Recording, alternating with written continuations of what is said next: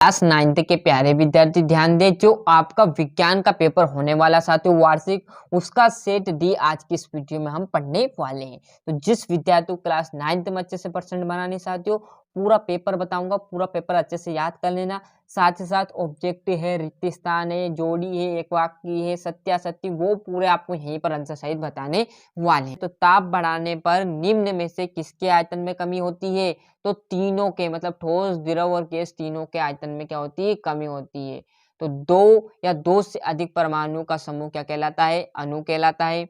एक तत्व की परमाणु संख्या केंद्र में उपस्थित किसी संख्या के बराबर होती है, तो प्रोटॉन की संख्या के बराबर होता है।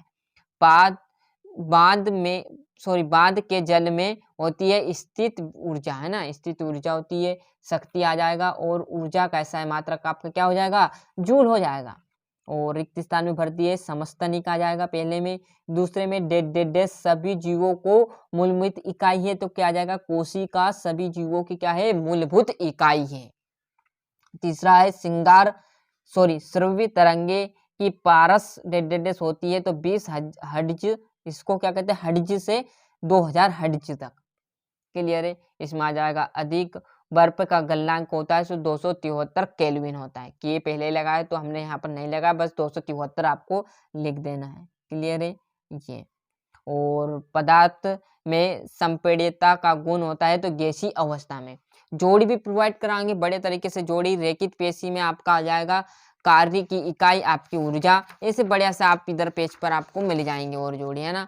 स्क्रीनशॉट ले। ऐच्छिक आ जाएगा, जूल आ जाएगा, तीसरे में त्वरण, पांचवा, और बाकी की दो मैंने उधर बता दिया आपको, है ना।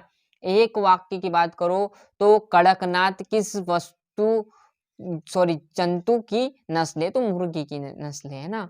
आत्मघाती थैली किसे कहते हैं? तो लाइसोसोम को माइटोकॉन्ड्रिया की आत्मघाती थैली कहा जाता है। जड़ों से जल एवं लक्षण संबंध जाइलम हो जाएगा। मंदन आ जाएगा, घड़ी की पेंडुलम। सत्यासत्य देख लीजिए, है ना। खरपतवार आ जाएगा। अणुओं के बीच स्थान ठोसों में अधिक होता है, असत्य। निलंबन के कण फिल्टर पेपर से नहीं निकलते, असत्य। सत्य। बल एक अधिशासी है, बिल्कुल ये बात गलत है। और यहाँ से हमने सत्यासत्य देख लिया। अब छठे से दो नंबर के चालू होंगे। तो गर्म शुष्क दिन में रेगिस्तान कूलर अधिक ठंडा क्यों रहता है या करता है ना। निक्षेपण किसे कहते हैं? बढ़िया से मेहनत करना साथियों, पूरा पेपर आएगा, मेरी गारंटी है। जो सेट में बता रहा हूँ वो आराम से आप कर लीजिएगा, है ना। और जो आपके 9th क्लास में कोई प्यारे दोस्त है तो उनके पास चैनल के लिंक पहुंचा दीजिएगा। साथ ही साथ क्लास 10th 11th 12th के पेपर भी इस चैनल पर डल रहे हैं, तो आपका कोई बड़ा भाई हो तो उसको भी डाल दीजिएगा। वो उसके हिसाब से क्लास 10th का देख लेगा, 11th देख लेगा या 12th का देख लेगा, है ना। आपके हिसाब से उसके पास सेंड कर देना।